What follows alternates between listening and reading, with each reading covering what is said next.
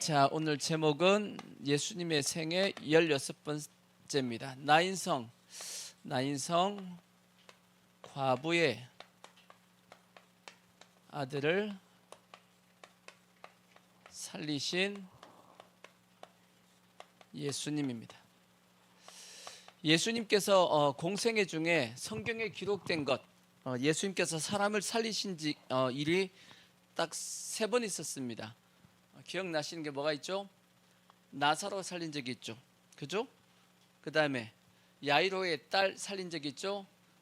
달리다곰 해서 살렸던 그게 있죠. 그 다음에 3번째가 요 이제 나인성 과부의 아들을 살렸던 요 내용이 이제 세 가지가 예수님께서 이 땅에 계실 때 물론 돼 있을 줄 모릅니다. 근데 성경의 기록은 딱 3개가 기록이 되어 있습니다.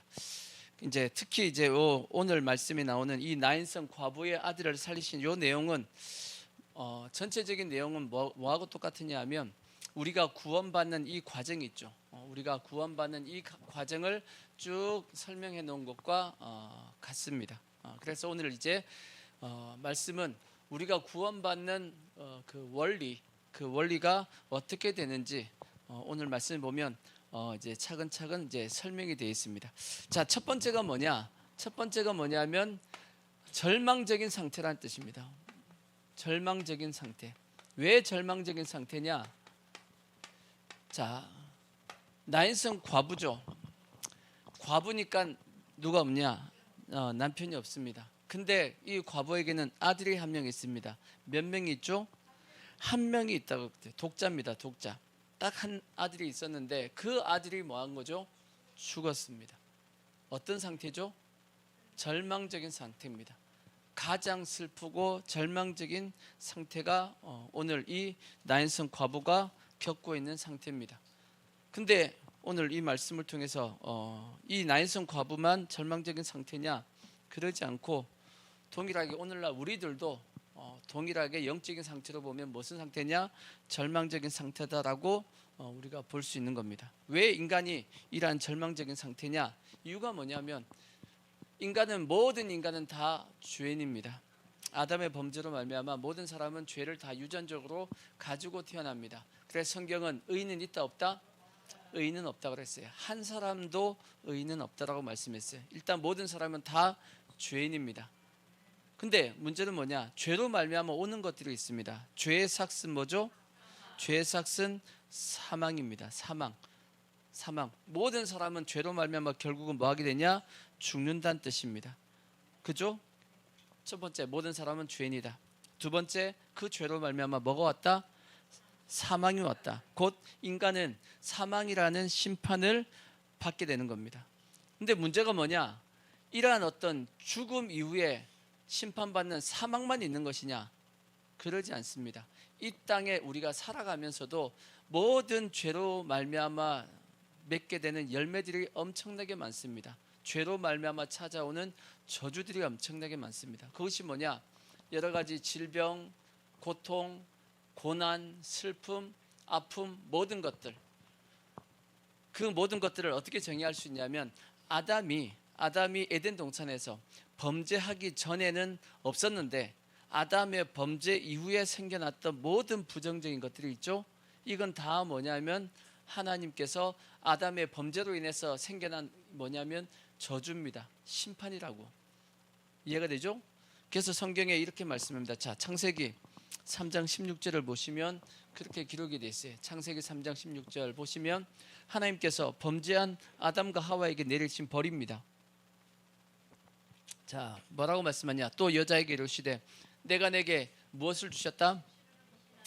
임신하는 고통을 크게 더하신다라고 말씀했어. 원래 아이를 낳을 때는 하나님께서 아담과 하와를 통해서 아이를 낳게 했을 때는 에덴 동산에서 만약 아이를 낳았다 했을 때 그때도 고통이 없었을까? 그렇지는 않았던 것 같아. 조금은 있었던 것 같아. 왜냐? 여기 말씀 보니까 크게 더한다라고 되어 있으니까 고통이 아이를 낳을 때 있었지만 그때는 크지 않았는데 범죄한 이후에는 그 고통이 어떻게 해요? 크게 더하셨다라고 말씀했어. 크게 더하리니 내가 수고하고 자식을 낳을 것이며 너는 남편을 원하고 남편은 너를 다스릴 것이니라 하시고 아담에게 이르시되 자 아담에게 이르시되 내가 내 아내의 말을 듣고 내가 먹지 말라 한 나무의 열매를 먹었은즉 땅은 너로 말미암아 뭘 받고 저주를 받고 너는 내 평생에 뭐 해야만 수고해야지만 그 소산을 먹으리라. 땅이 너에게 가시덤굴과 엉겅퀴를 낼 것이라. 땅이 너한테 순순하게 순복하지 않을 거라는 겁니다. 이제 앞으로 땅이, 그전까지는 아담과 하와가 농사를 지은 적이 없습니다. 그냥 뭐만 하면 됐냐면 그 에덴 동산에 있는 열매를 그냥 따먹으면 됩니다. 왜? 하나님께서 뭐하라 그러셨냐? 동산에 있는 모든 나무의 실과는 뭐 할 수 있다? 너가 임의로 마음대로 먹어도 돼 라고 말씀했기 때문에 아담은, 하와는 뭐 하지 않았냐? 농사 안 지었습니다. 왜? 땅이 저주를 안 받았었기 때문에 그때까지는 다 그냥 편하게 살 수 있었다고. 근데 뭘 해가지고 죄를 범함을 통해서 땅이 이제 어떻게 되죠? 저주를 받아가지고 땅이 순수하게 뭘 맺지 못하냐? 열매를 맺지 않습니다. 뭐 해야지만 열매를 맺냐? 우리가 수고하고 애를 써야지만 열매를 맺게 하셨다고. 그게 죄를 범한 인간에게 주어진 뭐냐면 하나님의 심판이요 저주라고 말씀하고 있는 거예요.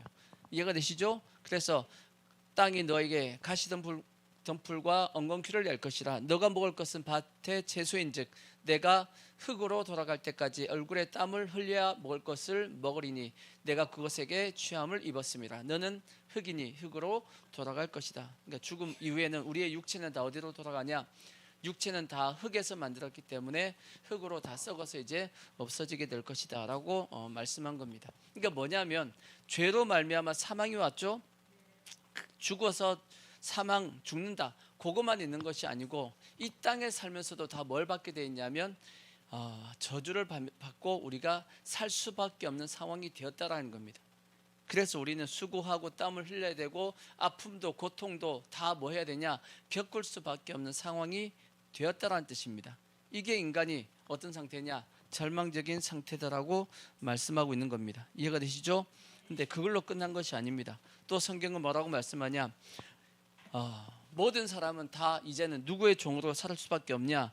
마귀의 종으로, 더 나아가서 또 죄의 종으로 살 수밖에 없게끔 되었다라고 말씀합니다. 자, 베드로후서 2장 19절에 보시면 원리는 이런 원리입니다. 베드로후서 2장 19절 보시면 이렇게 2장 19절 이렇게 말씀합니다. 그들에게 자유를 준다 하여도 자신들은 멸망의 종들이니 누구든지 진자는 이긴 자의 뭐가 된다?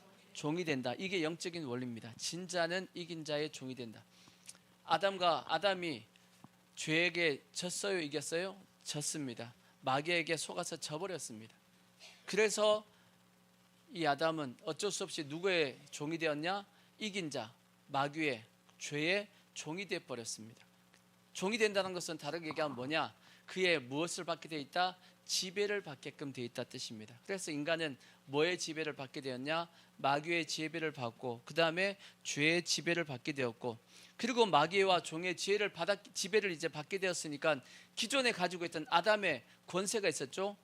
아담이 가지고 있던 능력이 있었다고. 그거 다 어떻게 되죠? 다 마귀에게 다 뺏깁니다. 아담이 가졌던 능력이 뭐냐? 자, 창세기 1장 26절을 보시면, 창세기 1장 26절을 보면 하나님께서 아담에게 이런 권세를 줬단 말이에요. 창세기 1장 26절, 자, 하나님이 이르시되 우리의 형상을 따라 우리의 모양대로 우리가 사람을 만들고 그들로 바다의 물고기와 하늘의 새와 가축과 온 땅과 땅에 기는 모든 것을 다스리게 하자 하시고, 하나님이 자기 형상 곧 하나님의 형상대로 사람을 창조하시되 남자와 여자를 창조하시고 하나님이 그들에게 뭘 줬어요?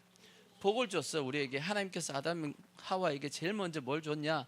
복 줬단 말이에요. 그 복이 뭐냐면 하나님이 그들에게 이르시되 생육하고 번성하여 땅에 충만하라, 땅을 정복하라, 바다의 물고기와 하늘의 새와 땅에 움직이는 모든 생물을 다스리라 하신다. 그렇게 하셨다라고 말씀하고 있다고. 저것이 아담에게 주어진 권세였는데 이게 다 누구한테 넘어갔죠? 이제 마귀한테 다 넘어가 버린 겁니다. 그래서 신약에 마귀가 예수님한테 이렇게 얘기합니다. 자, 누가복음 4장 5절을 보면, 누가복음 4장 5절을 보면 마귀가 이렇게 얘기해요. 마귀가 또 예수를 이끌고 올라가서 순식간에 천하만국을 보이며 이르되 이 모든 권위와 그 영광을 내가 누구에게 주겠다? 예수님께 주겠다라고 얘기합니다. 어떻게 줄 수 있냐? 이것은 내가 내게 뭐 했다고요? 넘겨준 것이므로. 누가 넘겨준 거예요? 아담이 넘겨줬다. 아담이 원래 가지고 있던 건데 이 모든 영광, 이 모든 권세는 원래 누구에게 줬냐? 하나님께서 아담에게 줬는데 아담이 누구한테 져가지고 마귀한테 졌단 말이에요. 그래서 이 권세가 이 모든 능력이 다 누구한테 줬다고요? 마귀가 가져갔다고. 그러니까 마귀가 가져갔는데 예수님을 시험할 때 마귀가 예수님에게 뭐라고 얘기했냐? 나 이거 아담한테 받은 건데 너 나한테 뭐하면 절하면 내가 너한테 돌려줄게. 이런 식으로 예수님을 시험했다는 뜻입니다. 물론 예수님은 그걸 받아야 안 받아요? 안 받죠. 사탄아 물러가라고 내치셨지만 이해가 되시죠? 그러니까 우리가 절망적인 상태라는 것은 우리를 지금 현재 누가 지배하고 있냐? 마귀가 또 죄가 우리를 지배하고 있다는 겁니다. 그래서 자 고린도전서 12장 2절에 보면 성경은 뭐라고 말씀하냐? 고전 12장 2절 보면 너희도 알거니와 너희가 이방인으로 있을 때 말 못하는 우상에게로 뭐했다? 그래서 인간은 뭐하게 됐죠? 우상에게 끌려다니는 신세가 되었다고. 무슨 신세가 됐다고요? 끌려다니는 신세가 되었고 더 나아가서는 에베소서 2장 2절도 보시면 에베소서 2장 2절도 보시면 끌려다닐 뿐 아니라 2장 2절 그때 너희가 그 가운데서 행하여 이 세상 풍조를 따르고 공중 권세 잡은 자가 누구냐? 마귀입니다. 마귀를 뭐 했으니? 따랐으니 끌려다닐 뿐 아니라 이제 우리는 뭐하고 있냐? 따라다니고 있어. 마귀가 가자 그러면 막 따라가고 하고 있다고. 누가요? 그게 우리 인간의 모습이라는 뜻입니다. 근데 더 큰 문제가 뭐냐? 그렇게 지금 현재 마귀를 따라다니고 마귀의 지배를 받고 죄의 지배를 받고 있음에도 불구하고 자기가 그러는지를 알아요? 몰라요? 모른다라는 게 더 큰 문제입니다. 그래서 자 고린도후서 4장 4절에 보면 모른다라고 되어 있다고. 고린도후서 4장 4절에 보면 그렇게 되어 있다고. 자, 그 중에 이 세상신 마귀죠. 마귀가 믿지 않는 자들의 마음을 어떻게 해가지고 혼미하게 해가지고 그리스도의 영광의 복음의 광채가 비치지 못하게 한다. 그러니까 마귀가 우리의 심령을 혼미케 만들어가지고 마귀에게 끌려다니고 있는데도 불구하고 따라다니고 있는데도 불구하고 우리가 알아요 몰라요? 인간이 그걸 모르고 있다는 거지. 그렇기 때문에 인간이 무슨 상태냐? 절망적인 상태라는 겁니다. 인간 스스로는 뭐 할 수 있는 능력이 안 되냐면 구원받을 수 있는 죄사함 받을 수 있는 능력 자체가 우리에게 있다 없다? 없다. 이 심판을 면할 수 있는 방법이 있다 없다? 없다. 그래서 인간은 무슨 상태다? 절망적인 상태라는 겁니다. 마치 이 나인성 과부가 절망적인 인생의 모습이 상태가 되었듯이 우리도 영적으로 보면 동일하게 어떤 상태다? 절망적인 상태다라고 성경이 말씀하고 있는 거예요. 그러면 두 번째, 자, 두 번째 말씀 뭐냐? 자, 누가복음 7장 11절을 보시면 누가복음 7장 11절 자, 보시면 자, 그 후에 예수께서 나인이라는 성으로 뭐 하실세? 가실세라고 되어 있어요. 두 번째는 뭐냐? 절망적인 상태에 있는 인간을 뭐 하셨다? 인간을 찾아오신 예수. 찾아오셨다. 나인이라는 성은 누가복음에 딱 한 번 기록이 되어 있습니다. 여기만 기록이 되어 있어. 성경에 보면 나인성이 안 나옵니다. 조그만 성으로서 별 크게 주목받지 못하는 그러한 마을인데 유일하게 예수님께서 요때 요 마을을 찾아가셨어요. 왜 찾아가셨을까? 라고 생각해 보면 이 나인성 과부의 아들을 살리기 위해서 찾아가셨다라고 볼 수 있겠죠. 아멘. 그와 같이 절망적인 상태에 빠져 있는 인간을 구원하기 위해서 누가 오셨냐? 이 땅에 예수님께서 하나님의 본체이신 예수님께서 이 땅에 직접 오셨습니다. 뭐 하기 위해서요? 절망적인 우리를 뭐 하기 위해서? 구원하시기 위해서. 그래서 우리는 기억해야 됩니다. 내가 하나님을 찾은 것이 아닙니다. 내가 하나님을 찾아서 하나님을 믿은 게 아니에요. 하나님이 먼저 뭐 하셨냐? 찾아오셔가지고 내가 하나님을 만난 겁니다. 내가 하나님 만나려고 하나님 찾아온 거 아니에요. 아니 내가 교회 갔는데요? 아니야. 내가 교회 간 게 아니고 하나님이 나를 뭐 하셨냐면 오라고 부르신 겁니다. 오라고 불러서 내가 하나님 앞에 온 거지 내가 찾아간 것이 아닙니다. 그래서 성경에 보면 성령이 아니고서는 그 누구도 예수님을 주시라 할 수 없다라고 되어 있어요. 내 스스로가 예수님을 주님이다라고 얘기할 능력이 인간에게 있다 없다? 없다. 내 안에 오신 성령님이 예수님을 주라고 고백할 수 있게끔 할 수 있도록 성령님께서 해 주셨기 때문에, 그래서 누가 먼저냐 했을 때는 내가 먼저가 아니고 누가 먼저다? 하나님이 먼저입니다. 그래서 요한일서 4장 19절에 보면 나와 있어요. 요한일서 4장 19절에 보면, 자, 우리가 사랑함은 그가 먼저 우리를 뭐 했다? 우리가 하나님을 사랑한 것이 아니고 하나님이 먼저 우리를 사랑하셔가지고 우리가 하나님을 사랑하게 된 겁니다. 아시겠죠? 내가 하나님을 사랑했더니 하나님이 날 사랑하셨다가 아니고 하나님이 날 사랑하셔가지고 그 사랑을 내가 깨닫다 보니까 내가 하나님을 사랑하게 된 거다. 누가 먼저다? 하나님이 먼저다.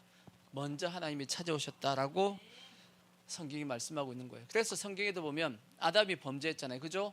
아담과 하와가 이제 죄를 지었습니다. 누가 찾아오셨죠? 하나님이 찾아오셨습니다. 자, 창세기 보시면, 창세기 3장 8절에 보시면, 자, 그렇게 돼 있어요. 그들이 그날 밤에 이제 죄를 짓고 난 다음에 바람이 불 때 동산에 거니시는 여호와 하나님의 소리를 듣고 아담과 그의 아내가 여호와 하나님의 낯을 피하여 동산 나무에 뭐 했어요? 숨은지라. 여호와 하나님이 아담을 부르시며 그에게 이르시되 너가 어디 있느냐 하고 하나님이 아담을 뭐 했어요? 죄를 지은 아담을 찾아오셨습니다. 찾아오셨어. 오늘날도 하나님이 우리를 뭐예요? 찾아오십니다. 자, 문제는 뭐냐? 찾아왔더니 아담이 어떻게 했냐? 뭐였죠? 그 앞에 8절 보면 숨은지라 돼 있어. 뭐 했다고요? 숨었어요. 숨었어. 그래서 10절 다시 보시면, 10절 보시면 이르되 내가 동산에서 하나님의 소리를 듣고 내가 뭐함으로? 벗었으므로 두려워하여 숨었나이다. 뭐 했기 때문에 숨었다고요? 벗었으므로 두려워하여 숨었다라고 돼 있어요. 왜 벗었는데 두려워서 숨었을까? 죄를 알게 되었다. 맞죠? 그러면 죄를 지은 인간은 왜 두려움이 찾아올까요? 죄를 지은 인간은 왜 두려움이 찾아오죠? 물론 양심이 있어서 그렇지. 맞습니다. 맞는 답입니다. 인간은 뭘로 구성되어 있냐? 세 가지로 구성되어 있다 그랬죠. 영과 영, 그 다음에 혼이 있고, 그 다음에 마지막에 육체가 있습니다. 인간은 세 가지로 되어 있다라고 했죠. 우리 속에는 영이 있어요. 영이 있는데 이 영의 기능 속에 무슨 기능이 있냐면 양심이라는 기능이 있습니다. 그래서 이 양심이라는 기능은 내 생각하고 다르게 움직입니다. 나는 이렇게 생각해도 내 양심은 그거 아니야 라고 얘기합니다. 그러니까 뭐가 맞아요? 내 양심이 맞아요. 내 양심의 소리가 맞다고. 내 영의 소리가 맞습니다. 내 안에 있는 영은 내 생각하고 다르게 움직입니다.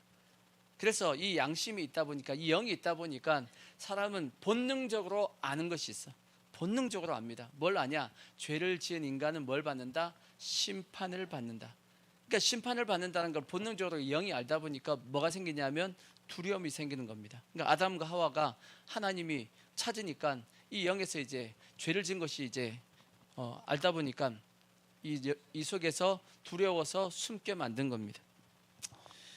자, 인간이 영이 있다 보니까 본능적으로 알고 있는 것들이 있습니다. 이게 내가 부인하려고 해도 부인이 안 되는 것, 내 속에 있는 영이 얘기하는 것이 있어요. 성경에 크게 두 가지입니다. 첫 번째가 뭐냐면, 자, 로마서 1장 19절을 보십시오. 로마서 1장 19절에 보면 인간은 본능적으로 알고 있는 지식이 있어요. 무슨 지식이 있냐? 자, 이는 하나님을 알 만한 것이 그들 속에 뭐하다? 보인다. 인간 속에 하나님을 알 만한 것이 그들 속에서 보고 있다는 겁니다. 그게 뭐냐? 이를 그들에게 하나님께서 이를 그들에게 뭐했다? 보여주셨다. 하나님께 보여주셨다는 거. 어떻게 보여줬냐? 창세로부터 그의 보이지 아니하는 것들, 곧 그의 영원하신 능력과 신성이 그가 만드신 만물에 분명히 보여 알려졌나니 그러므로 그들이 뭐 할 수 없다? 핑계할 수 없다. 그렇게 돼 있어요. 이게 뭔 뜻이냐면 인간이 하나님이 어디 있어? 하나님이 어디 있어? 라고 얘기하지만 이 자연 만물을 보니까 뭐는 느끼냐면 이 세상을 뭔가 만들고 뭔가 이 세상을 주관하는 신이라는 분, 하나님이라는 존재는 있다라고 하는 것을 본능적으로 인간은 뭐예요? 안다는 뜻입니다. 그래서 인간이, 누가 그런 얘기 하더라고. 스님도 급하면 누구 찾는다고요? 하나님 찾는다고. 물에 빠져갖고 막 죽으려고 그러면 처음에 부처님 찾다가 나중에 하나님 찾는다고 그런 얘기해. 왜 본능적으로 하나님이 계심을 뭐 그런 얘기 하던데, 그건 우스갯소리지만 하여튼 중요한 건 뭐냐면 인간은 본능적으로 누구를 알고 있다? 이 세상을 만들고 주관하는 어떤 존재가 있다는 것을 인간은 알고 있다는 뜻입니다. 왜? 하나님께서 요 안에다 영을 집어넣기 때문에 그 영이 그 사람에게 알려준다고 돼 있어요. 알려준다고. 근데 정확하게 하나님이신지를 모르다 보니까 그들이 뭘 만들게 되었냐? 21절에 보면 하나님을 알되 하나님을 영화롭게도 아니하며 감사하지도 아니하며 오히려 그 생각이 허망해지고 미련한 마음이 어두워졌나니 스스로 지혜에 따라 어리석게 되어 썩어지지 아니하는 하나님의 영광을 썩어질 사람과 새와 짐승과 기어다니는 동물 모양의 뭘로 바꿨다? 우상으로 바꿨다. 그러니까 인간이 신이라는 존재가 있긴 있을 것 같은데 하고 만들어낸 것이 뭐냐? 그게 우상입니다. 그게 우상이라고. 종교를 만들어낸 겁니다. 이해가 되시죠? 그래서 이렇게 하나님을 정확하게, 예수님에 대해 정확하게 모른다 할지라도 어렴풋이 하나님에 대해서 존재를 인정하는 것을 신학적으로 보통 뭐라고 얘기하냐면 일반 계시라는데, 일반 계시. 일반 계시가 뭐냐면 모든 사람들에게 다 하나님은 기본적으로 이러한 지식을 주셨다라는 겁니다. 누가 계시다? 하나님이란 분이 계시다라는 지식을 다 줬다라는 겁니다. 그게 일반 계시고, 또 인간은 영이 있다 보니까 또 하나 더 알고 있는 것이 있습니다. 그게 뭐냐? 자, 전도서를 보시면 전도서 3장 11절 보시면, 자, 하나님이 전도서 3장 11절, 자, 다시, 자, 여기 지금 창세기예요. 전도 3장 11절 엔터 쳐. 안 갔어, 안 넘어갔어. 자, 전도 3장 11절, 하나님이 모든 것을 지으시되 때를 따라 아름답게 하셨고 또 사람들에게는 뭘 주셨다? 영원을 사모하는 마음을 주셨다라고 되어 있어. 하나님이 인간 속에다가 뭘 집어넣었냐면 영원을 사모하는 마음, 다르게 얘기하면 죽어도 끝이 아니다라는 마음을 줬다는 뜻입니다. 죽음 이후의 세계가 있다라는 것을 누가 알고 있냐? 모든 사람은 다 알고 있답니다. 근데 문제가 뭐냐? 죽음 이후에 또 다른 세계가 있는데 이 또 다른 세계는 우리가 이 땅에 살았을 때 어떤 삶을 살았냐에 따라서 뭘 하신다라고 되어 있냐면 심판이 있을 것을 인간이 뭘로 아냐면 본능으로 압니다. 인간 속에 뭐가 있으니까 영이 있기 때문에. 그래서 성경은 한 번 죽는 것은 사람에게 정한 것이요 그 이후에 뭐가 있다? 심판이 있다라고. 그러니까 아무리 이 세상에서 막 뭐 죽으면 끝이지 하고 그렇게 큰 소리 뻥뻥 치고 지 마음대로 살다가도 죽음 앞에서 딱 서면 어떻게 되죠? 떨 수밖에 없어요. 예전에 그 모래시계라는 그 영화 있잖아요, 그죠? 드라마 있었잖아. 최민수가 조폭이었잖아. 그 사람도 죽이고 그 난리를 쳤던, 죽음 앞에서도 뭐 당당했던 그가 마지막 이제 목줄을 이제 달기 바로 직전입니다. 자기 친구 박상원이죠. 검사가 와가지고 마지막 얘기할 때 최민수가 뭐라 그래요? 그 유명한 대사가 있잖아. 벌벌벌 떨면서 나 지금 떨고 있니? 그러잖아. 나 지금 떨고 있니? 왜? 뭘 아는 거죠? 죽음 이후에 심판이 있다라는 것을 자기는 생각은 부인해요. 생각은 부인한다 할지라도 어디에서 이 내 안에 있는 영이 얘기하기 때문에 이거는 거부가 안 되는 겁니다. 내 안에서 얘기하는 것은. 왜? 하나님께서 인간의 마음에 뭐였기 때문에 영에 심어둔 거기 때문에 이것은 어떻게 할 수 없다라는 겁니다. 자, 그래서 뭐냐? 하나님이 우리 인간을 뭐 하셨냐면 먼저 찾아오셨습니다. 찾아오셨다고. 근데 인간은 뭐하냐? 그 하나님의 그 찾아오심에 인간은 뭐 했죠? 아담은 숨었습니다. 숨었듯이 오늘날도 마찬가지입니다. 하나님이 우리를 찾아오셨고 한두 번 찾아온 게 아니에요. 여러분 생각에 언제 왔지? 그렇게 생각할지 모르겠지만 하나님은 수없이 여러분들에게 찾아가셨습니다. 근데 그 찾아가심에 우리가 한 번만에 그냥 주님 앞에 하나님 앞에 나왔냐? 아니에요. 아담처럼 맨날 숨어 다녔어요. 이렇게 피해 다녔다고. 그럼 하나님 온 적 없는데 안 왔긴요. 언제 갔냐? 여러분들에게 복음을 전한 사람이 하나님의 사자가 되어서 여러분들에게 찾아간 겁니다. 부른 것이 하나님께서 직접 와가지고 누구야 하고 부른 것이 아니고 하나님은 누굴 통해서 여러분을 부르셨냐면 전도자들을 통해서 여러분에게 찾아가셨습니다. 부른 겁니다. 근데 그때마다 여러분은 어떻게 했죠? 숨었잖아. 피해 다녔잖아. 전도하려고 그러면 피해 다니고. 그랬어요, 안 그랬어요? 안 그런 사람 없어요. 저도 다 마찬가지야. 저도 목사지만 한 번에 예수 믿었냐? 아니에요. 많은 사람들이 교회 가자 했는데 피해 다니다가 제 친구 중에 한 명이 이제 마지막 저를 전도한 그 친구가 하도 교회 가자 그래 하고 막 하다가 나중에 내가 그랬어요. 사탄아 물러가라 그랬어요. 날 전도하는 친구한테 누가 지금 사탄한테 끌려다니는지 모르지. 하여튼 교회 안 다니는 내가 그렇게 얘기했어. 그랬던 게 기억이 나는데 하여튼 많은 복음 전도자들이 나에게 찾아와서 예수 믿자라고 한 겁니다. 피해 다녔죠. 될 수 있으면 누가 지혜로운 모습이냐? 빨리 주님 앞에 나오는 사람이 지혜로운 모습입니다. 왜냐하면 하나님이 택하신 사람이 있습니다. 택한 사람들. 하나님이 택한 사람은 하나님이 그 영혼을 구원하기 위해서 끝까지 부르십니다. 그게 감사한 겁니다. 실제 왜? 내 영혼을 뭐 하기 위해서? 구원하시기 위해서 찾아오시는 겁니다. 물론 우리가 모를 때는, 이 사실을 모를 때는 그 사람이 귀찮고 피해 다니지만 나중에 깨닫고 나면 그분보다 감사한 사람이 없어요. 그분이 나를 포기하지 않고 계속 찾아와 주신 것 자체가 너무 감사한 것이고, 그래서 될 수 있으면 모세가 애굽 땅에 10가지 재앙을 퍼부었잖아, 그죠? 될 수 있으면 안 맞고 나오는 게 복입니다. 그죠? 안 맞고 덜 맞고 나오는 게 복입니다. 그래서 성경은 언제 나오라고요? 화평 중에 하나님께서 부르실 때 나오라고 하신 이유가 그겁니다. 왜냐하면 하나님이 택하신 사람은 하나님이 끝까지 부르십니다. 그렇기 때문에, 그러니까 끝까지 하나님께서 뭐 하시냐? 우리에게 찾아온단 말이에요. 근데 인간이 숨고 그걸로 끝나는 것이 아니죠. 아담과 하와가 나중에 뭐 하죠? 무화과 나무 잎으로 자기의 부끄러움을 가렸습니다. 죄를 가리려고 한 거죠. 그런 것처럼 이 땅에서도 수많은 사람들이 자기의 죄를 가려보려고 이런 방법 저런 방법 다 써봅니다. 돼요, 안 돼요? 안 됩니다. 결국은 오직 우리의 죄를 사할 수 있는 방법은 누구밖에 없냐? 예수 그리스도밖에 없다라고 성경이 말씀합니다. 예수님께서 내가 곧 길이요 진리요 생명이다. 나로 말미암지 않고서는 아버지께로 올 자가 있다 없다? 없다. 예수 외에는 구원의 길이 있다 없다? 없다라고 말씀했단 말이에요. 그러니까 하나님께서 이렇게 찾아오실 때, 예수님이 찾아오실 때 우리가 그 찾아오심에 대해서 우리가 감사할 수 있는 그러한 모습이 되어지길 부탁의 말씀을 드리겠습니다. 아멘. 그 다음에 세 번째 다시 누가복음 7장 13절을 보시면 뭐라고 말씀했냐? 7장 13절. 자, 주께서 과부를 보시고 뭐하사? 불쌍히 여기사. 뭐 어떻게 여겼다고요? 불쌍히 여기사.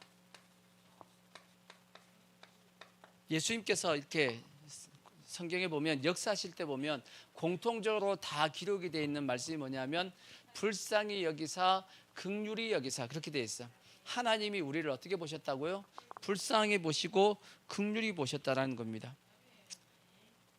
그래서 여인에게도 울지 말라 하고 예수님께서 그 자기 아들 죽은 청년을 살려주셨는데, 다 물어보자고요. 하나님 앞에 우리가 불쌍히 여김을 받아야 돼요? 아니면 불쌍히 여김을 안 받아야 돼요? 여러분 불쌍하세요? 여러분 우리 모두는 다 뭐하냐면 불쌍히 여김을 받아야지만 사는 존재입니다. 내 힘으로 내가 내 인생을 내가 살고 있나요? 아니에요. 착각하시면 안 돼. 내 힘으로 산다? 절대 그러지 않습니다. 처음에는 부모님의 은혜로 삽니다. 그죠? 태어나자마자 어떻게 살아? 아기가 스스로 살 수 있어요, 없어요? 못 삽니다. 전적으로 부모가 돌봐줘야지만 삽니다. 그걸로 끝나지 않죠. 자라가면서 내 힘으로 사나요? 아니요. 수없이 주위에 많은 사람의 은혜로 삽니다. 부모의 은혜, 뭐 스승의 은혜 해가지고 은혜 많습니다.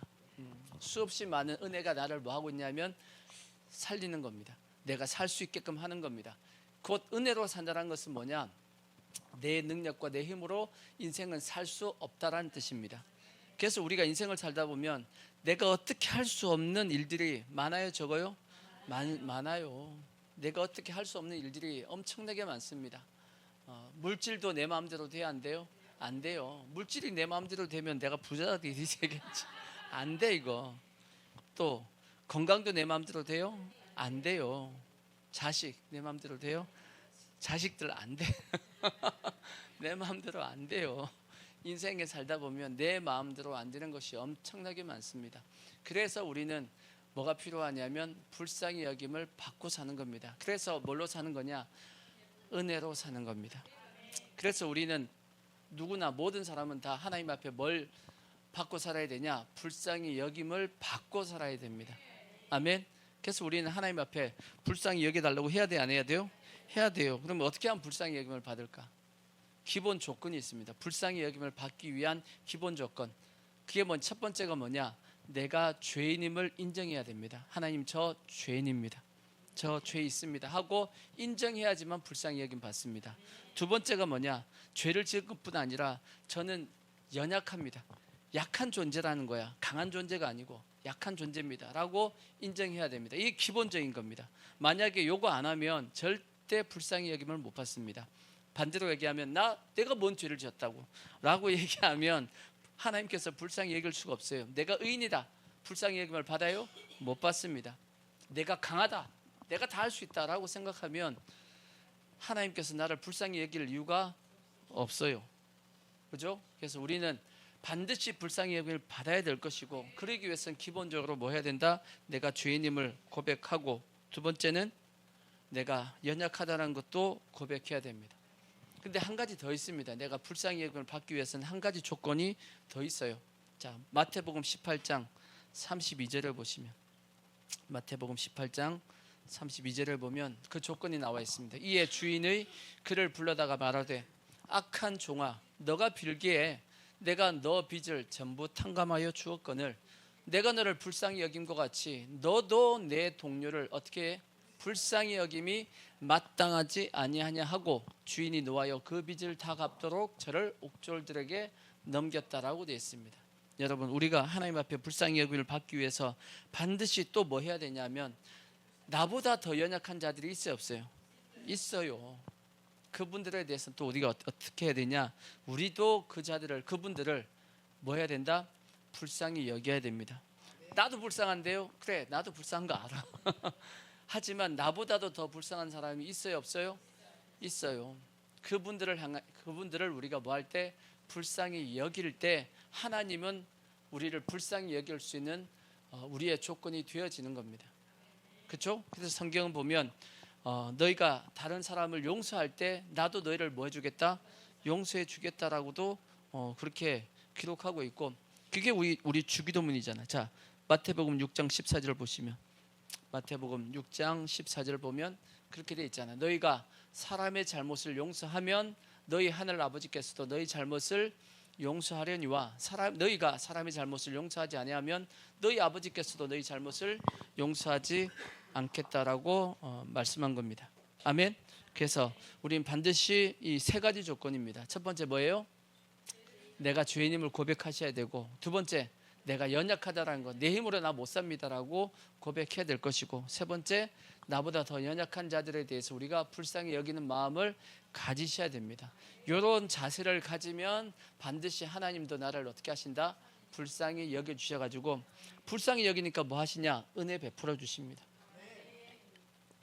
그래서 예수님께서 이 과부를 불쌍히 여기셔가지고 아들을 살려주신 겁니다.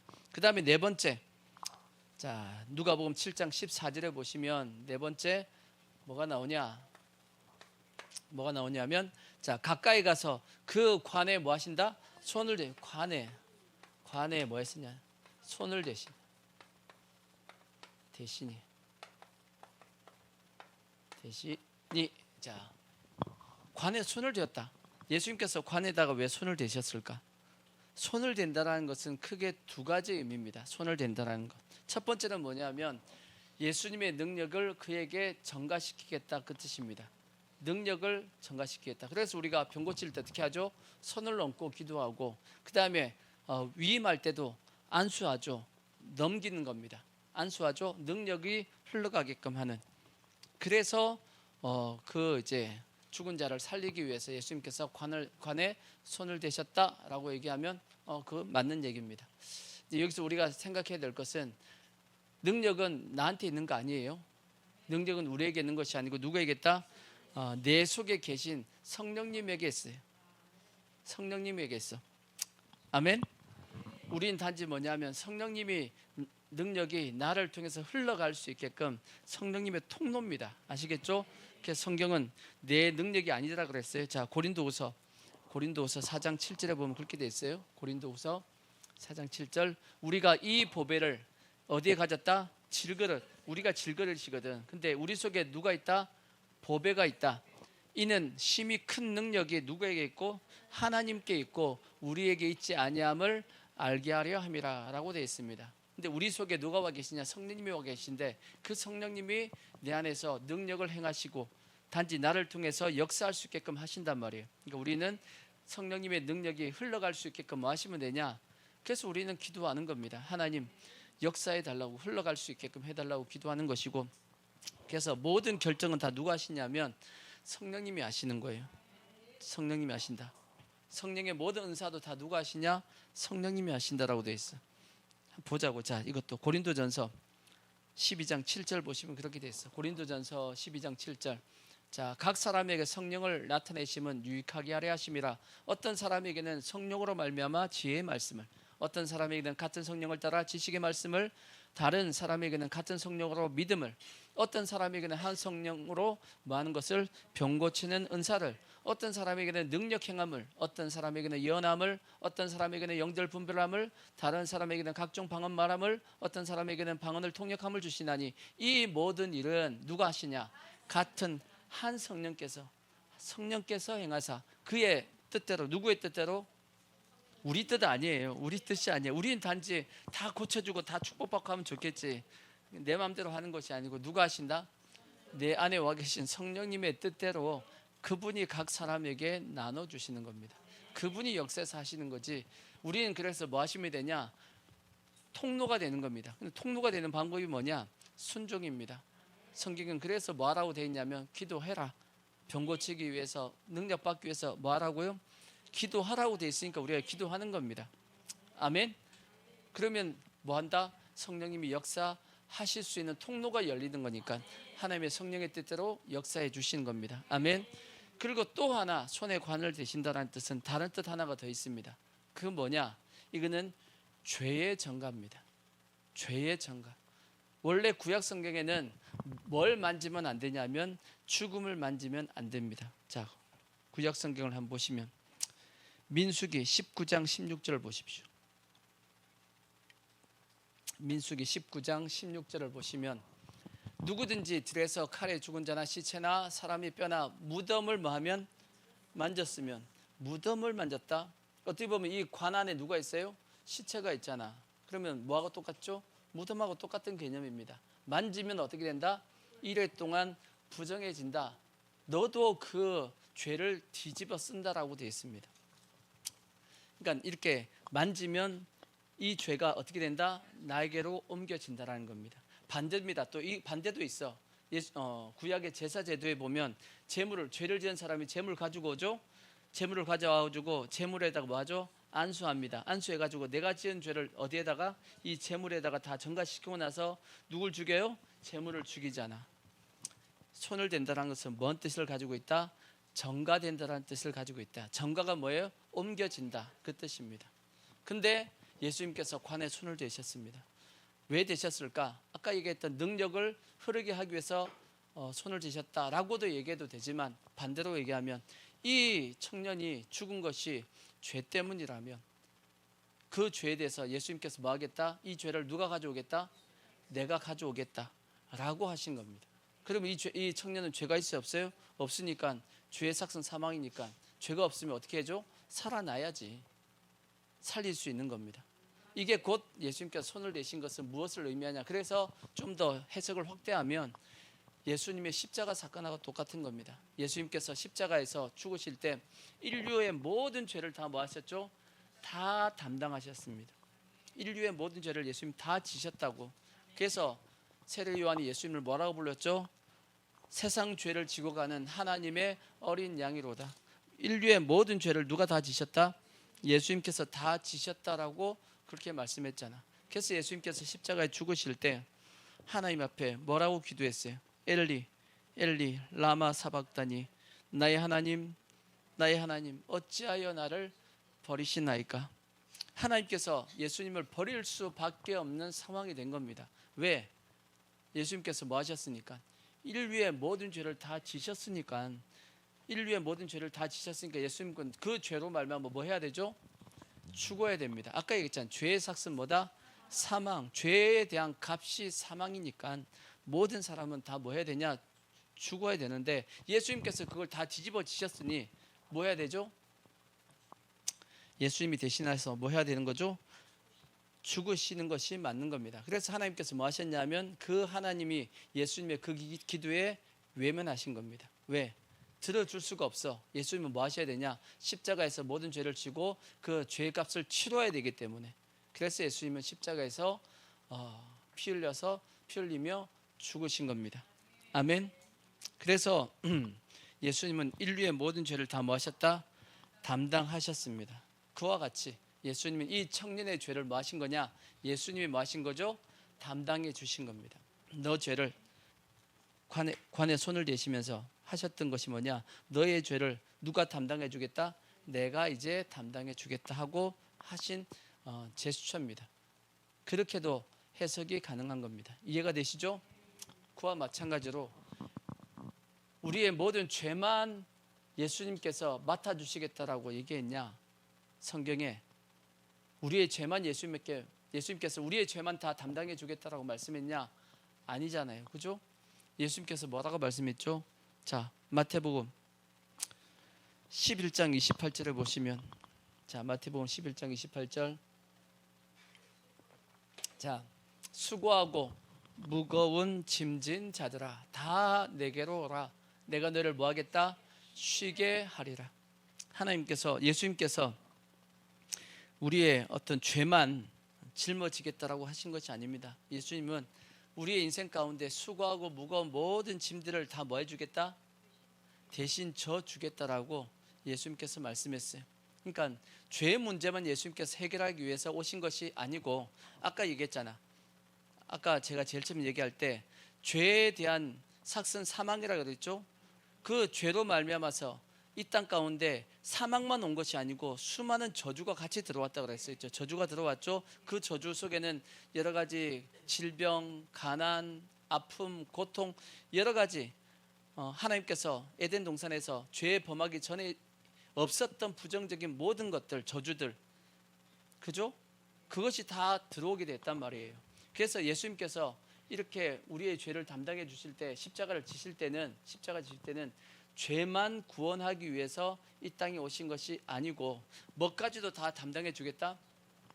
우리 인생 가운데 들어와 있는 모든 죄로 말미암아 생겨진 열매들, 저주들, 그것까지도 누가 다 져주겠다? 예수님께서 져주겠다라는 겁니다. 그걸 우리 쪽에서 생각해 보면 그게 뭐냐면 수고하고 무거운 짐이에요. 우리가 인생을 살다 보면 지고 있는 그 무거운 짐들 많아요, 적어요? 많잖아. 많잖아. 그걸 예수님께서 뭐 해주겠다? 내가 져줄게, 내가 질게 라고 예수님께서 해주신 겁니다. 그리고 나서 예수님께서 뭐라고 말씀했냐? 나는 마음이 온유하고 겸손하니 나의 멍에를 메고 내게 배우라. 그리하면 너희 마음이 쉼을 얻으리니. 그래서 인생의 모든 수고와 무거운 짐을 다 주님 앞에 맡기면 내 마음이 뭐가 찾아오죠? 쉼이 찾아옵니다. 그 쉼이 뭐냐면 평안입니다. 평안. 그러니까 온전히 맡겼는지 안 맡겼는지 뭘 보면 알 수 있냐? 여러분 마음속에 평안이 있으면 맡긴 겁니다. 평안이 없죠? 안 맡긴 거야. 여전히 내가 지금 이제 이 문제 해결해야 되는데 라고 계속 괴로워하고 있으면 아직 안 맡긴 겁니다. 온전하게 맡겼으면 뭐가 이루어진다? 쉼이 이루어집니다. 그리고 이는 왜 쉼이 얻어지냐? 이는 내 멍에는, 예수님께서 우리에게 주신 멍에는 뭐하다? 쉽고 내 짐은 가벼움이라 그렇게 되어 있습니다. 그러니까 예수님께서 너희의 인생은 짐은 내가 져줄게. 그 대신 내가 너한테 맡기는 거 해. 근데 이거 비교해 보면 너가 나한테 맡긴 게 훨씬 무겁고 내가 나한테 맡긴 게 훨씬 가볍고 쉬워. 이렇게 말씀하신 거라고. 어느 게 이득이에요? 내 짐 계속 내가 지고 있을래요? 맡기고 예수님 짐을 지실래요? 맡기고 예수님께 나한테 지는 것이 훨씬 나한테 이익입니다. 아멘. 그래서 예수님께서 관에다가 손을 대신 것은 다 뭐 해야겠다? 내가 다 맡아줄게라는 그런 뜻이다라고도 우리가 해석할 수 있습니다. 그리고 나서 이제 다섯 번째, 다시 7장 14절 보시면, 다섯 번째 보면 누가복음 7장 14절 이렇게 말씀했습니다. 가까이 가서 그 관에 손을 대시니 맨 자들이 서는지라. 예수께서 이르시되 청년아 내가 너게 말하노니 일어나라 하시매. 뭐 하라고 그랬어요? 일어나라. 일어나라가 뭔 뜻이에요? 결국은 살아나라는 것이죠. 그렇죠? 죽었다가 살아나라. 부활에 대한 말씀이에요. 부활에 대한 말씀. 예수님께서 그 청년에게 일어나라, 살아나라 하고 말씀하신 겁니다. 왜냐하면 예수님은 뭐 할 수 있는 권능이 있냐? 죄를 해결할 수 있는 능력이 예수님의 공생애 중에도 예수님께서 말씀했어요. 나는 무슨 권세가 있다? 죄를 사할 수 있는 권세가 있다 라고 말씀했기 때문에, 죄를 사할 수 있는 권세가 있다는 것은 곧 무슨 권세가 있다는 뜻이냐면 죽은 자를 살릴 수 있는 권세가 있다라고 예수님께서 말씀했어요. 이 말씀도 보자고요. 자, 마태복음 9장 6절을 보시면, 마태복음 9장 6절을 보면 그렇게 9장 6절을, 자, 9장 6절 보시면, 자, 그러나 인자가 세상에서 뭐하는 권세가? 죄를 사는 권능이 있는 줄을 너희로 알게 하려 하노라, 그렇게 말씀했어요. 예수님이 이 땅의 공생애 중에서도 무슨 권능이 있었다? 죄를 사할 수 있는 권능이 있습니다. 왜 있냐? 성경에 보면 예수님이 모든 법을 만드신 분이고 재판자가 되시기 때문에 이것이 가능하다라고 말씀했습니다. 그래서 예수님께서 인류의 모든 죄를 다 지시고 우리의 모든 죄를 다 사시기 위해서 십자가에 죽으시고, 그 다음에 3일 동안 그 육체는 어디 있었죠? 그 육체는 무덤 속에 있었고 그의 영혼은 어디 있었어요? 그의 영혼은 음부에 있었다라고 되어 있어요. 3일 동안 예수님께서 음부의 고통 가운데 있었다라고 되어 있습니다. 그리고 나서 3일 후에, 사흘 후에 예수님이 어떻게 하셨다? 다시 살아나셨다, 부활하셨다라고 성경이 말씀합니다. 이 부활이 의미하는 것이, 이것이 영적인 의미가 중요한 이유가 뭐냐? 뭘 이긴 거죠? 부활하셨다라는 것은 사망을 이겼다는 얘기입니다. 사망을 이겼다. 곧 사망을 이겼다는 것은 또 다른 무엇을 이겼다는 뜻이냐면, 사망이 오게 된 이유가 뭐였죠? 죄잖아. 그러니까 결국은 사망을 이겼다라는 것은 곧 뭘 이긴 거다? 죄를 이긴 겁니다. 예수님의 부활을 통해서 뭘 이겼다라는 것이, 죄를 이겼다라는 것이 증명되어진 겁니다. 그래서 우리는 어떻게 보면 예수 믿는 사람이 가장 크게 생각하는 것이 뭐냐면, 그래서 부활입니다. 부활. 예수님께서 부활하심을 통해서 우리의 모든 죄가 다 용서함 받았다라는 것을 예수님께서 증명해 주셨기 때문에, 그래서 우리가 주일날 모이는 것도, 이 주일이 무슨 날이죠? 부활입니다. 부활. 예수님의 부활을 기념하여 모였다 그랬어요. 유대인들은 무슨 날 모이죠? 안식일 모입니다. 안식일. 지금의 토요일입니다. 토요일. 7째 날 모이잖아. 그죠? 근데 우리는 언제 모이죠? 첫날 모입니다. 안식 후 첫날. 예수님께서 안식 후 첫날 부활하셨기 때문에. 그래서 달력 보면 토요일이 맨 끝에 있잖아. 그죠? 우리는 맨날 언제 모이죠? 첫날 모입니다. 첫날. 왜? 안식 후 첫날. 부활을 기념하기 위해서. 그래서 우리가 보는 저 달력은 누굴 중심에서 기록이 되어 있냐면 예수님을 중심에서 기록되어 있는 겁니다. 그죠? BC와 AD를 나누고 있잖아, 저기서는. 그래서 2026년도 누가 나누신 거죠? 예수님을 중심해서 2026년도입니다. 그래서 이 달력은 성경적인 거. 하여튼 중요한 것은 예수님께서 부활하심을 통해서 우리는 뭐에 대한 자유를 얻었냐면 죄에 대한 자유를 얻게 됐다라는 겁니다. 아멘. 그래서 성경에 보면 다시는 너희는 죄에 대해서 눌릴 이유가 있다 없다? 없다. 다시는 너희를 그 누구도 뭐 하지 않는다라고 말씀했냐면 정죄하지 않겠다고 그랬어요. 자, 로마서 8장 1절을 보시면, 결코 정죄함이 없다가 되겠어. 자, 그러므로 이제 그리스도 예수 안에 있는 자에게는 뭐가 없다? 결코입니다. 결코 정죄함이 없나. 정죄가 뭐죠? 너 죄 지었잖아. 이게 정죄입니다. 근데 그것이 있다 없다? 없다. 예수님께서 나를 대신하여 십자가의 죽으심을 통해서 나는 이제 더 이상 예수 믿는 자들은 다시는 죄가 있다라고 얘기하지 않겠다라는 겁니다. 하나님께서 성경에 보면 간구해 주신다. 모른 채 주겠다고 되어 있어. 그러니까 결코 정죄함이 없나니. 왜 그러냐? 이는 그리스도 예수 안에 있는 생명의 성령의 법이 죄와 사망의 법에서 우리를 해방했기 때문이다라고 되어 있습니다. 그래서 죽은 청년이 일어나라는 이 명령이 어떻게 했죠? 여섯 번째 보면, 자, 누가복음 7장 15절에 보면 청년이 뭐하냐? 일어납니다. 살아납니다. 죽었던 자가 일어나 앉고 말도 하거늘 예수께서 그를 어미에게 주셨다 그랬어요. 살아났습니다. 누가 살아났다고요? 청년이 예수님의 말씀을 통해서 뭐 하셨냐? 살아난 겁니다. 그리고 예수님께서 그 청년을 그의 어머니에게 주셨습니다. 얼마나 기뻤겠어. 그 엄마, 그 나인성 과부가 얼마나 기뻤을 거예요. 얼마나 기뻤겠어요. 이루 말할 수 없을 만큼 기뻤을 겁니다. 왜냐? 이러한 절망적인 상태였는데 이 절망이 얼마나 슬펐겠어요. 그죠? 근데 그 아들이 살아났으니까 얼마나 기뻤겠냐고. 마찬가지로 우리는 안 그러냐는 거지. 우리도 다 어떤 상태였어요? 다 절망적인 상태였잖아. 근데 우리가 살아났어요? 안 살아났어요? 살아났습니다. 우리가 다 살아났어. 뭐가 살아났냐? 똑같은데 그게 아니고, 인간은 요 세 가지로 돼 있다 그랬죠? 세 가지로 돼 있다 그랬죠? 영과 혼과 육이 있었는데 세상 사람들에게 예수 안 믿어도 그 속에는 영이 있어요, 없어요? 영이 있어요. 근데 영이 있지만 뭘 못하냐면 영의 기능을 못하고 있어. 영의 기능이 뭐냐면 하나님을 아는 기능이 영의 기능입니다. 근데 영의 기능이 그들은 죽어 있기 때문에 우리가 그들은 이제 예수를 안 믿는 것이고, 근데 이 영이 뭐하면 살아나면 그때부터 뭘 느끼게 되냐면 하나님의 살아계심을 깨닫게 되는 겁니다. 그것이 뭐한 거냐? 그게 살아나는 겁니다.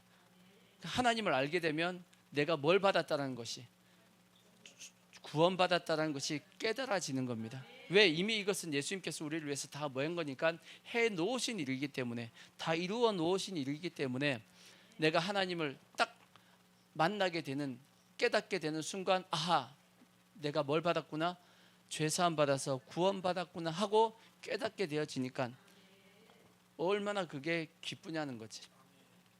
그래서 예수 믿는 사람들이 가끔씩 꼭지가 돌아가지고 너무 좋아가지고 그게 왜냐하면 너무 기쁜 겁니다. 저는 그랬어. 저는 그래가지고 제 친구들도 너 요즘 이렇게 맛이 좀 갔다 그럴 정도로 맛이 갔다 할 정도로 너무 좋아가지고 예수 믿는 것이, 예수님 딱 만나고 났더니 너무 좋아가지고 약간 실없이 이제 그냥 시실 웃고 다니니까 친구들이 너 요즘 이상하다라고 얘기했었는데 그렇게 되어지는 것이 그게 정상적인 겁니다. 왜? 절망적인 상태에서 하나님 만났더니 구원받은 것이, 죄사함 받은 것이 그만큼 기뻤기 때문에. 그런 자들은 그러면 어떻게 살아야 되냐? 그 다음에 16절 뭐라고 말씀하죠? 모든 사람이 두려워하며 뭐 했다? 하나님께 영광을 돌려 이르되. 그래서 우리 뭐 해야 되냐? 하나님께, 구원받은 사람은 영광을 돌려야 돼. 그래서 우리는 어떻게 살아야 되죠? 하나님께 영광 돌리는 삶을 살아야 됩니다. 아멘. 그래서 성경은 우리 보고 어떤 사람이 되라고 말씀하냐면 새 사람이 되라고 말씀했어. 이전 것은 지나갔으니 보라 새 것이 되었도다라고 말씀합니다. 새 사람이에요. 그래서 성경은 새 사람이 되었으니까 옛 사람의 습관을 뭐하고 다 벗어버리고 새 사람을 입으라고 말씀하고 있습니다. 골로새서에 보면 뭐라고까지 말씀하고 있냐면 너희의 지식까지, 뭐까지요? 우리의 지식까지도 다 바꾸라고 말씀했어요. 기존에 우리가 세상에 알고 있던 모든 지식, 그건 수없이 그 속에 뭐가 들어가 있냐면 거짓이 들어가 있습니다. 왜? 그 지식을 누가 주관하고 있었죠? 이 세상은 마귀가 주장하고 있으니까. 마귀는 뭐 하는 놈이에요? 거짓의 아비야. 예수님께서 말씀했죠. 저 마귀는 뭐다? 거짓의 아비다. 거짓의 아비라는 뜻이 뭐예요? 거짓 중에 거짓이라는 뜻입니다. 거짓을 만들어낸 놈. 아비니까 그것의 근원이라는 뜻입니다. 거짓의 근원은 어디냐? 마귀입니다. 마귀. 그죠? 근데 그 밑에 있다 보니까 다 뭐에 속고 있는 거냐면 마귀가 끄는 그대로 끌려다니니까 다 거짓에 속고 그에 끌려다니고 있단 말이에요. 그러다가 예수님을 딱 만나게 되니까 뭐가 이제 깨달아지냐면 내가 지금까지 쫓아다녔던 그 끌려다녔던 저것이 다 뭐였다라는 것이 거짓이었다라는 것을 딱 깨닫고 보니까 내 삶의 방향이 어떻게 해요?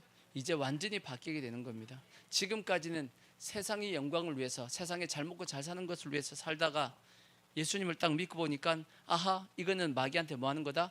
끌려다니는 거네 라고 생각이 되어지고 이제 삶의 방향이 어떻게 되냐면 바뀌는 겁니다. 방향이 어떻게 바뀌냐? 세상이 아닌 이제는 어디를 향해서?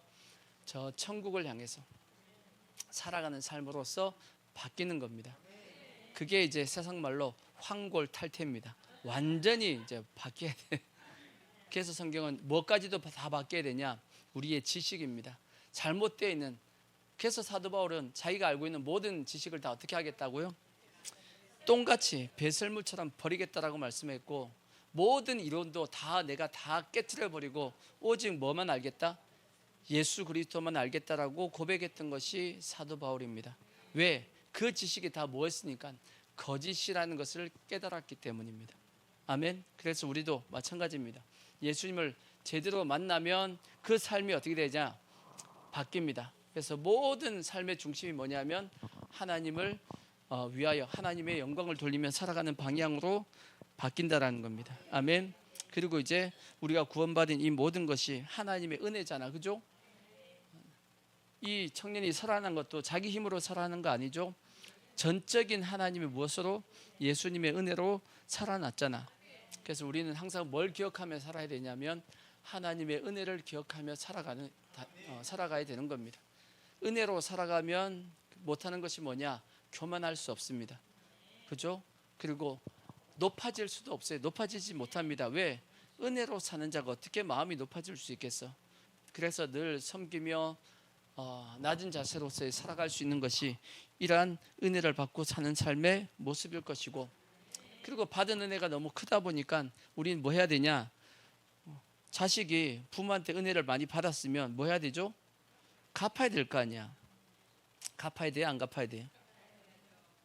갚아야 돼요? 갚아봐야죠.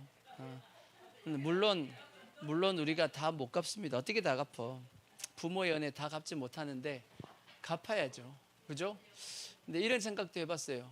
언제부터 부모의 은혜와 갚을 수 있는 이 부모가 우리한테 주어진 은혜, 내려주는 은혜하고 우리가 부모의 이게 갚는 거하고 어느 선쯤 되면 이게 만날까? 비슷해질까? 그러니까 우리가 딱 태어났을 때는 전적으로 100% 부모의 은혜로 사는 겁니다. 그죠? 그죠? 전적인 은혜죠.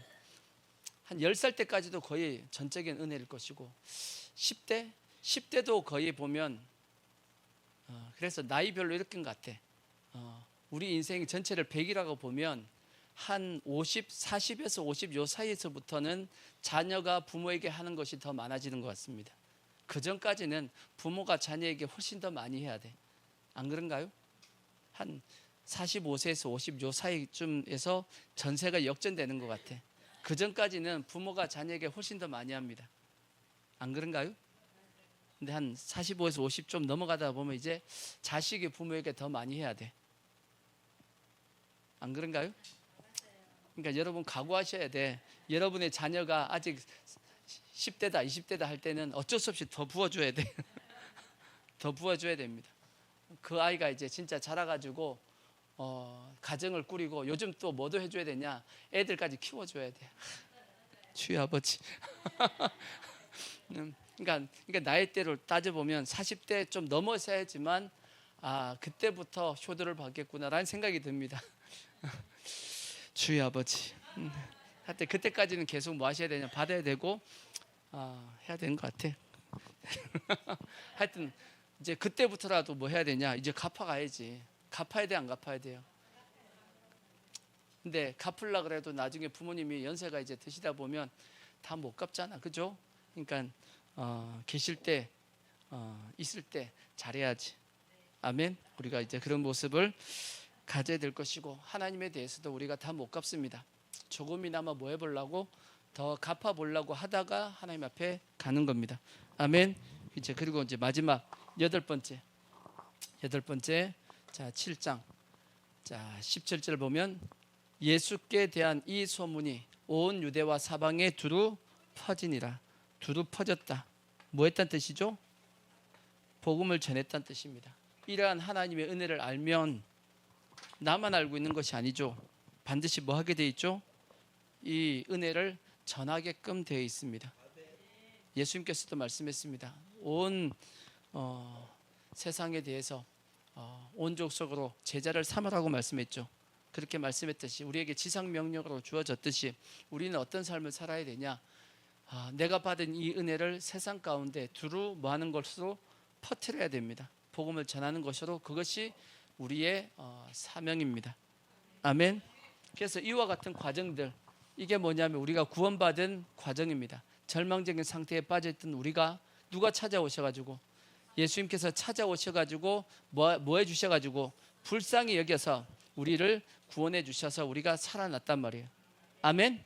그렇다면 우리는 어떻게 살아야 되죠? 하나님 영광을 위해 살아야 될 것이고, 이 복음을 전하며 사는 것이 우리가 살아야 될 삶의 모습입니다. 우리 모든 성도들이 이러한 하나님의 은혜를 깨닫고 이 은혜 가운데 살아가며 꼭 좀 더 많이 갚다가 주님 앞에 설 수 있는 우리 모든